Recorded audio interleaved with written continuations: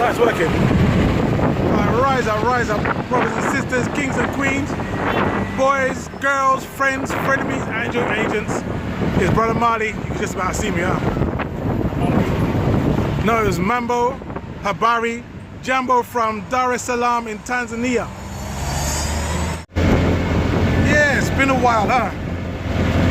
So I've been away for the last couple of weeks, taking some time out in the green, concrete jungle, quiet, noisy, 24-hour city that always is asleep.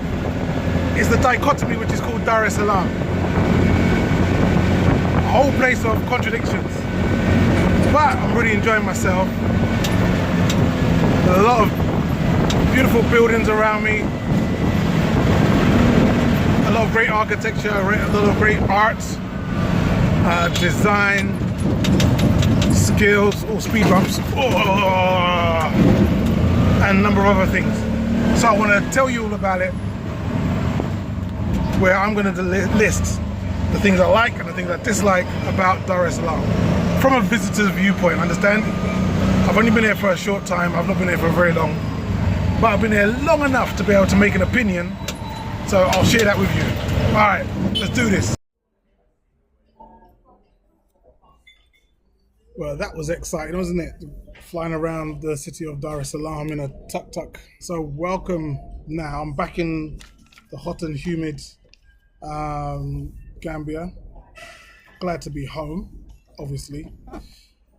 I was planning to like walk around with my selfie stick and kind of give you a rundown, entertaining rundown of what's happening over there. And then when I looked back at the videos, I was like, yo, I'm not that entertaining, but I can give information. That I can do. So here we are. We're about to do that list that I spoke about of the things that I liked and didn't like so much of the Gambia, of Tanzania, specifically Dar es Salaam. I recognize that I've only been there for 2 weeks. I wasn't there for very long at all. And I was only in a very small area. I didn't like traverse the whole country. So what I'm giving you is a small snapshot of what I experienced when I was over there. Not like it is the absolute solid truth, it's just what I experienced, okay? All right, so things I liked in alphabetical order. Don't worry, it's not every single letter, it's not gonna be that long a video. But A is for ambulances. I really did like how they manage their ambulance service over there. Because in London, the ambulances, they're kind of like all kept and congregated at the local hospital. And there in Tanzania, they weren't. They were situated at different strategic crossroads, junctions. So it meant then, regardless of where you were, an ambulance was just around the corner. It wasn't too far from you. It wasn't dependent on how close you was to the actual hospital. It was dependent on how close they were to you. And given that they're spread out across the region, it meant that you got that emergency help that much quicker. So I really liked that kind of thinking. I like that kind of that management. That was really cool. I really liked that.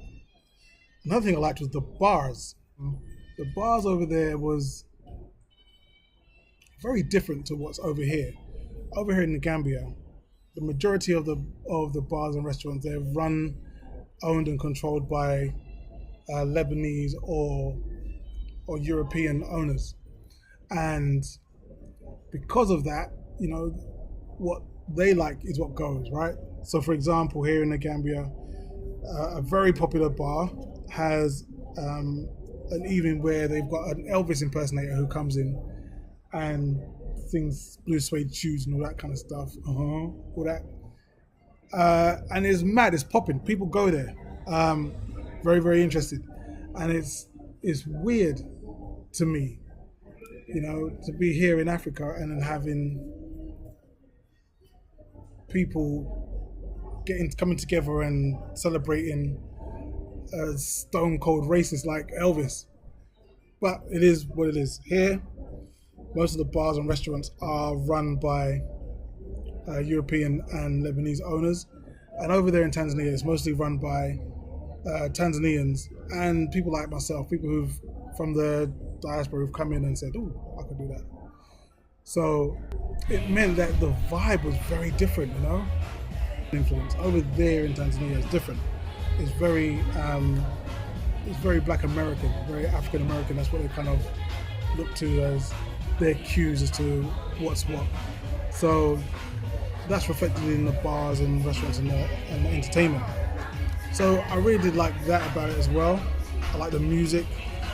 I went into one place, they were playing Blackstreet and SWV, and then they changed into some Drake and some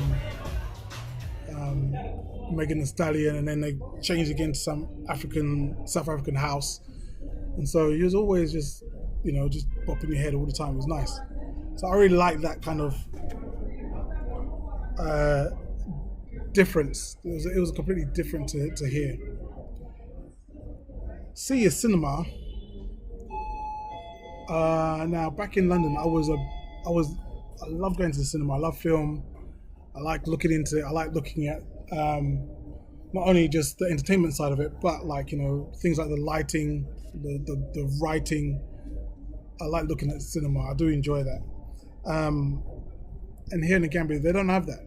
There's two cinemas I can think of. One is over by Serekunda Market. And I'll say it looks more like a barn than it does a cinema. It's horrible. I haven't even gone inside. It's the outside alone. I'm just like, I'm good.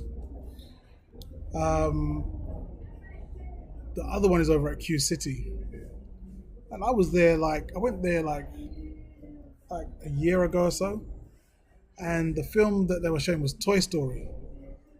So I'm like, hold on a second, how old are your films? They were flipping old. They were like putting in a DVD that they picked up out of the bargain bin at the local petrol station and was like, yeah, play that. So they don't actually have an interest in that level of that kind of entertainment, but they do in Tanzania. So love that. I enjoyed seeing that. Whether it's the IMAX or whether it's just surround sound 4K screen, it's good. Like that. So that was very different. D is dentist and diaspora, two things. I went to the dentist over there. I was watching some of the Art Cafe videos that she did and posts that she did about people traveling and going to the dentist. And when I saw how built up Tanzania was, I was like, let me go and check out the hospital and the dentist and so on and so forth. And to my surprise, very, very well done. Like state of the art stuff. When I was back in London, last time I got a clean there and I got a root canal done. So my teeth is looking much more healthy than before. But when I last got my teeth done back in London, the man there was a complete psycho. He was like taking this sharp instrument and he's jabbing it into my mouth, kind of with my gums. I'm in so much pain and I'm screaming like, why are you doing this to me? And he's like, there's nothing I can do. It's just this is what cleaning looks like. So I was bricking it when I went into the dentist this time to go and have them to polish my teeth. And you know what? They did that without any kind of pain or painkillers.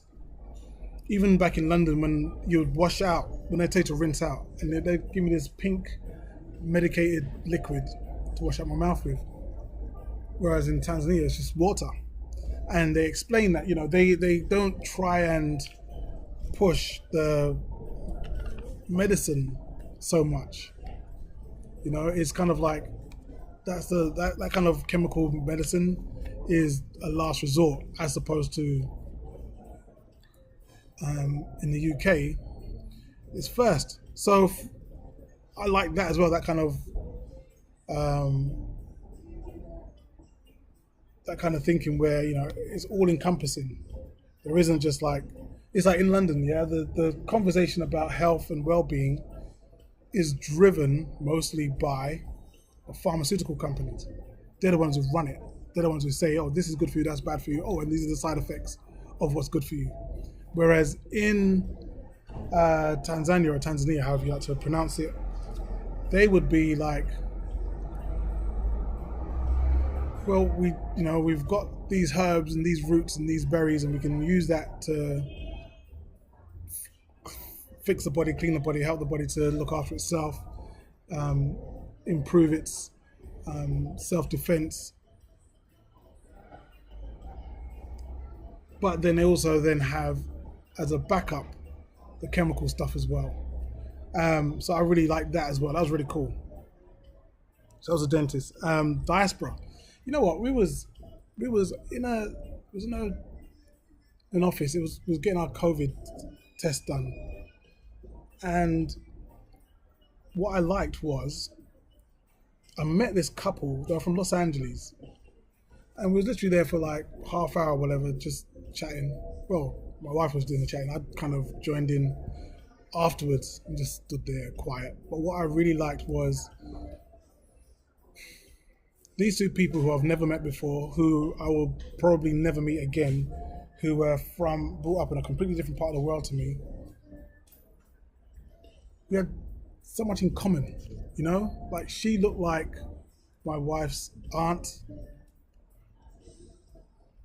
like a younger version of my wife's aunt. The brother reminded me of some of the brothers in the fathers group I used to belong to back in London, and the things that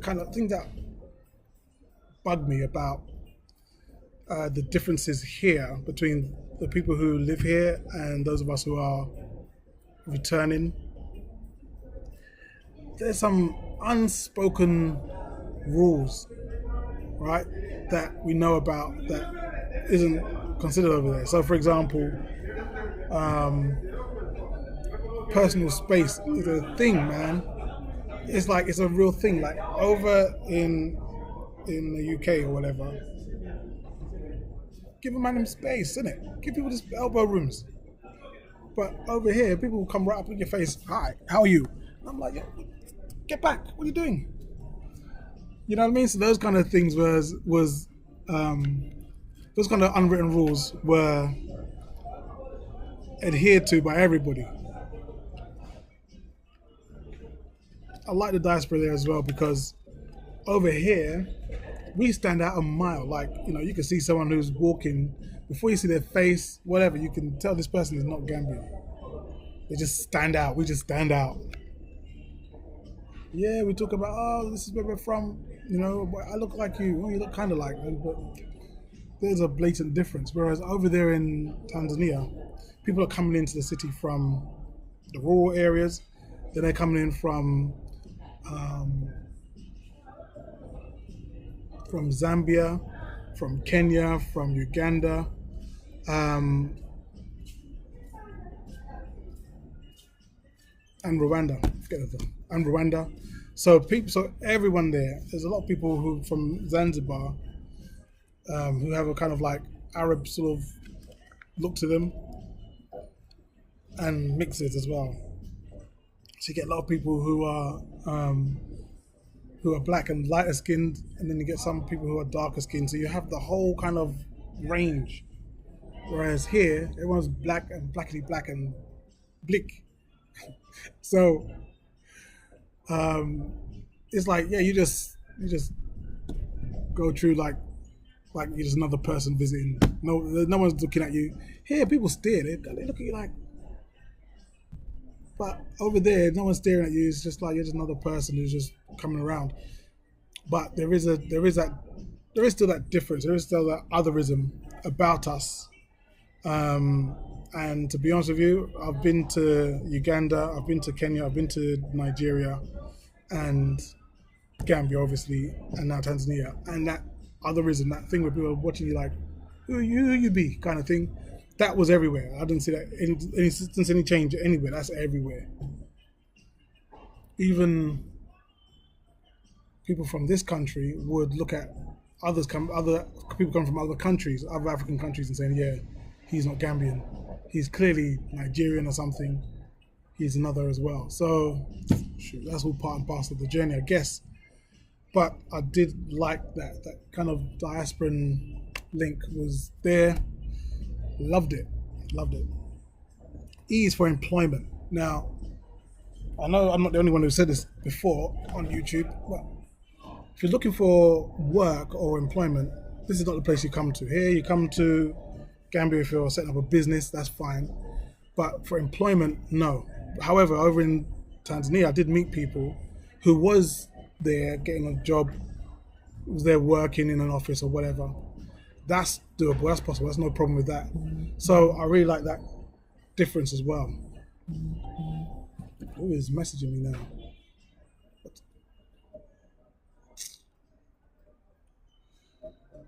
All right, go away. All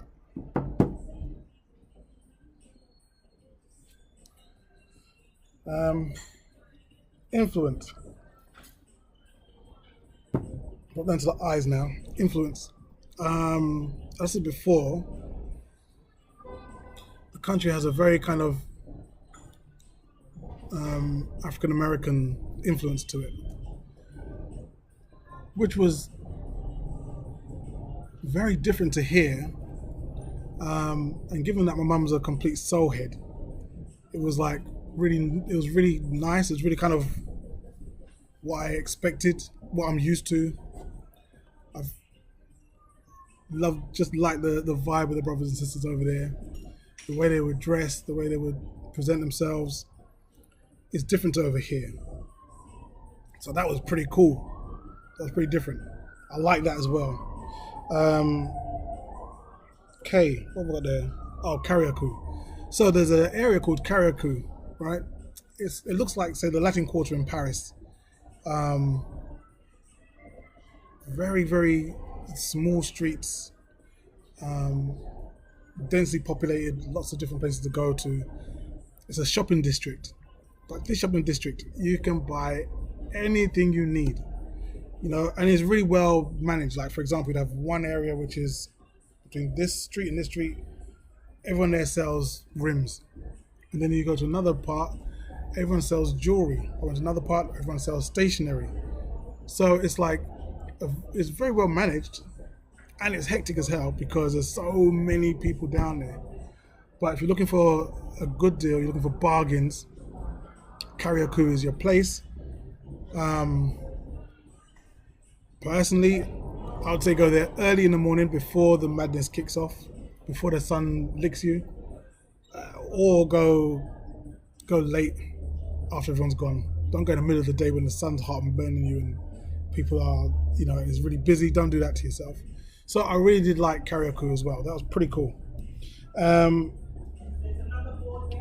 We'll go down to R now, roads. The roads over there was very impressive.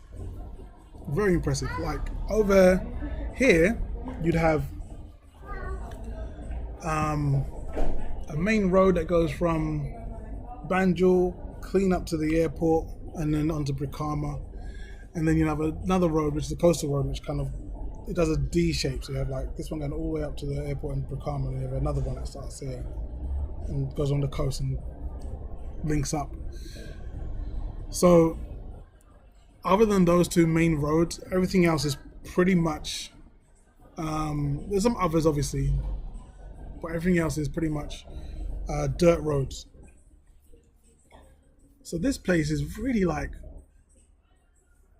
has a lot of work to do as far as infrastructure. Whereas over in Tanzania, man, those people got roads for days. They got roads and pavements and street signs. They've got flyovers, 3-lane roads, 2 dual carriageways, completely different. Really did like that about the place. And also for Also, after roads is transport, isn't it? Transport. So, African Tigress said that the transport system in Tanzania is the best she's seen in Africa, and I agree 100%. Over there, when I flew in, when we first arrived in the country, I found that you could. The first thing I saw in the airport was a departure sign which said for departure flights, for internal flights, domestic flights going to Kilimanjaro and going to Arusha, which shocked me because I think maybe I've been there too long. I'm kind of thinking that everywhere is as small as this place, you know? But it's huge. It's absolutely huge. And they're doing internal flights. And that tells me, man, if you've got like roads like this and you've got airports. Yeah, right, rise up, bro. Good, sir. You've got airports that are going from, I'm hot, I'm sweating, man. Shoot. You've got airports that allow you to fly internally from one to the other. That's a level of infrastructure that other countries are just not ready for. And you know they're building this train, this international train that will take you from Tanzania to Zambia and take you to Kenya, and you know what I mean. I think it's like really forward-looking.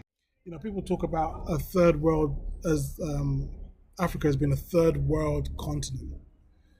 It's not. There's the way things are set up over there leaves us with an eyebrow looking at England and America and so on. Like, how come is it these people have got all their stuff together and you guys still have not got your stuff sorted out? Why is it you're still trying to work out, you know, a decent transport system? And these people in Tanzania have sorted their stuff out. What's the problem? So I loved that. There's a lot of stuff there that I really liked about the country. However, there's some stuff that I don't really too much like about it as well. So let me get into that. So the first thing I don't like is the food. The food is not impressive at all.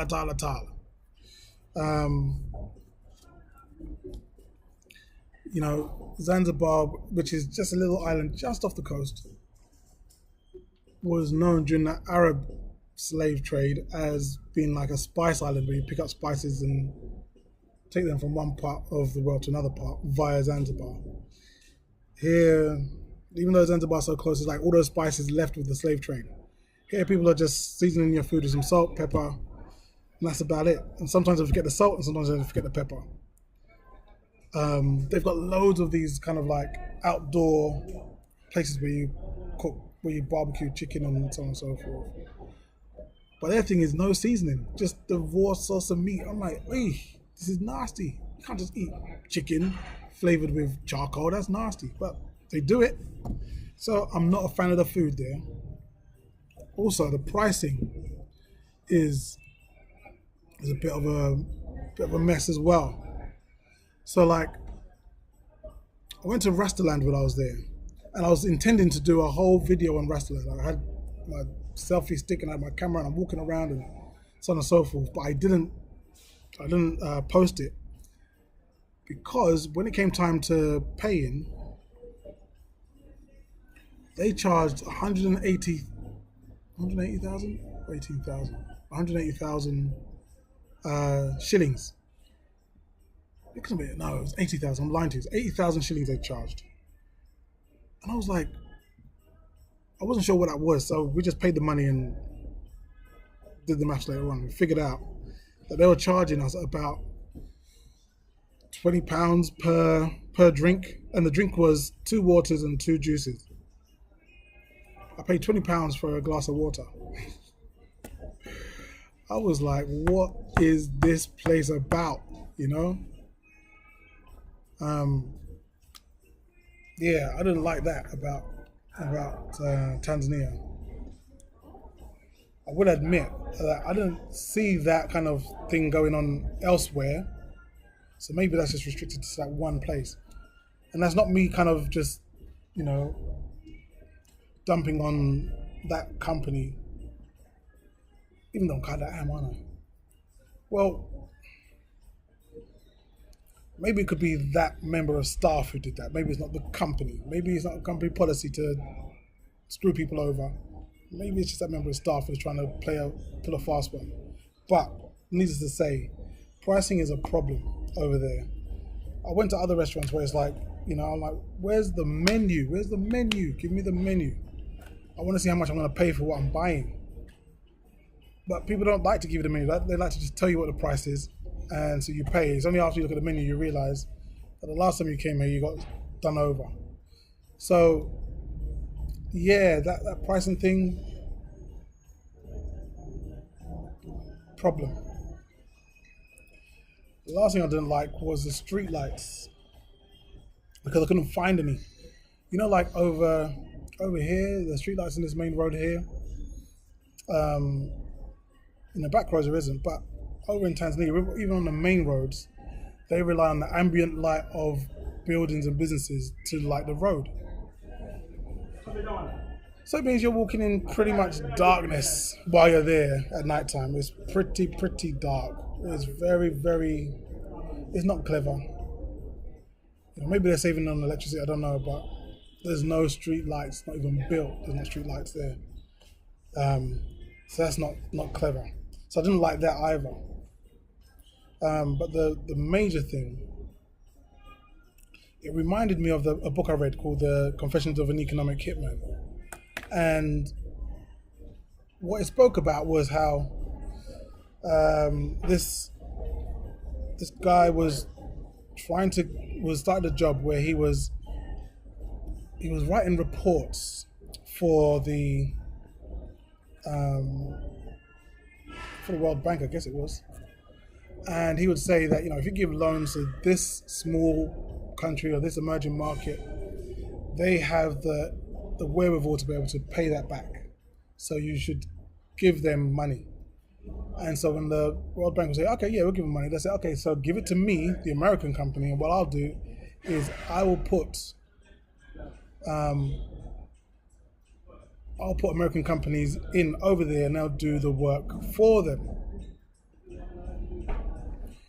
And in return, we can then put a lien on the whole country's income to pay it back. So that's what they will do. Now, Reuters, the Reuters news company, they did an article back in May 2011 talking about how much the Tanzanian shilling has lost value. This is 2011, mind you. How much they lost value in comparison to the American dollar. So in 2011, they said it was 1,300. Am I lying? No, I'm lying to you. So it's 1,500. I remember 1,560. 1,560 T shillings to $1. 1,560. And they spoke about if it goes to 1,600, it's a wrap. It's really bad. It's like, this country is on its, the money's on its deathbed. So now, in 2021, guess how much shillings it is to the dollar over there now? It's now 2,500. Way worse. Way worse. So this is what is happening. There is a constant and consistent downgrading of the money, or the strength of the Tanzanian shilling in comparison to these larger currencies. That is a blatant example of that economic hitman kind of thing that book spoke about. So my ears are already up. I'm already looking. I'm like, okay, what's going on here? Let me check. What's going on here? What are these people are about? What's going on in this country? I go to get a SIM card for my phone, and the company who's selling the SIM card They said to me they want my passport. So I thought they wanted to take my name and date of birth and stuff like that. But no, this man wanted to take my fingerprints as well. So I was like, you want to take my fingerprints? What? Oh, I get it. You're trying to track me from the moment I entered your country, and then check and see who I'm calling, what I'm saying, so on and so forth. You know, they're more on that than they are in the UK. They're more on that tracking thing than they are in the UK. So I was totally uncomfortable with that. He said, no worries, no problem. Well, it's probably not. We probably wouldn't be able to find you anyway because you just come into the country, and it takes a while for the data for us to get the data from the airline or from the airport. So I used to be in database management before, so I'm like, okay. So if they're waiting for a data dump, that means there's a central repository where data is coming in from different people, explaining to one governing body as to who's doing what, where, when, whether that is their version of the CIA or MI5 or whatever. They've got that going on over there in Tanzania. Yeah, didn't really like that. But that's all just conjecture, innit? That's all I thought. So now, the previous president, John Magufuli, he was speaking at the beginning of the year about how coronavirus isn't in Tanzania. It's not a factor there. And in fact, they were looking at sort of naturopathic remedies to this virus as opposed to a chemical one. He didn't want no COVID vaccine going into the people then. So he was seen as a bit of a rebel, man of the people. You know, he's speaking up on behalf of his country and many other people who are not into the whole vaccine thing. So that's what he would say. Nope, not for us. Thank you very much. Goodbye. That was at the beginning of the year. Meanwhile, 17th of February, Saif Sharif Hamad, he was Zanzibar's first vice president. He died of coronavirus, the 17th of February. Then on the same day, another man called John Kijazi, he was a chief secretary. He also died of coronavirus. So I'm like, hold on. So like, I'm looking at these dates. I'm thinking these are very close. This is the same time that this man is saying we've got no coronavirus. But people around him, people that he knows personally, are dying of this coronavirus. 3 days later on, 20th of February, Servius Servatius Liqueli, he was a finance and planning permanent secretary, died on the 20th of February. Fast forward again, 2 days later on, someone else died, a Professor Benno Ndulu. He was the governor of the Bank of Tanzania. So the president's inner circle are all getting hit. They're all getting hit. His ministers, the governor of the bank.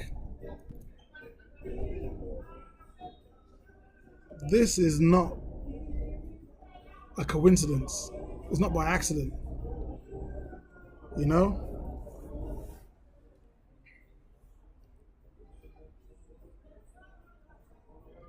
We know that if, for example, in the nation you have like say 5% or 2% of the population is catching this virus. If you're there and you find that 4 people of your 20 people gone, that's a big problem. That's no longer a coincidence as far as I'm concerned. May 1st, Augustine Mahiga, the Minister of Justice and Constitutional Affairs, he died of coronavirus. Another person, Mohammed Saif Khatib, he was a minister who held several ministerial positions for the previous president and the president before that. So he was old school. He passed away as well from the same COVID. So before the president, Magufuli, died of coronavirus as well, his people then were all being hit by the same thing as well. So now he's gone, and we have this new president who's in place, and the language is completely changed. It's completely changed from there's no such thing as coronavirus over here to wear a mask, wash your hands, use sanitizer, distance yourself from other people, take the vaccine. In fact, Tanzania has actually joined a consortium called COVAX, which is a sub-organization of the World Health Organization. And what they do is that they help with like the equitable selling and buying of these vaccines.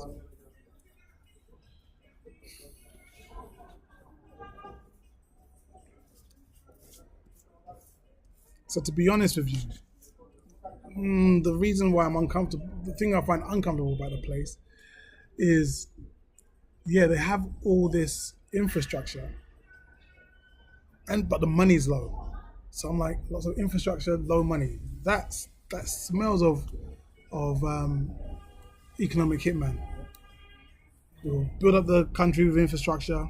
We'll take your money. The reason why the money is so poor right now is because they sell oil and local minerals, but they sell it all in US dollars, not in Tanzanian shillings. No one's willing to buy Tanzanian shillings to buy the stuff from the country. So everything has been done via the USA. Money goes out and comes back in. So they're losing money on every transaction. They're losing the strength of the shilling. All that is going on whilst the country is looking tremendous.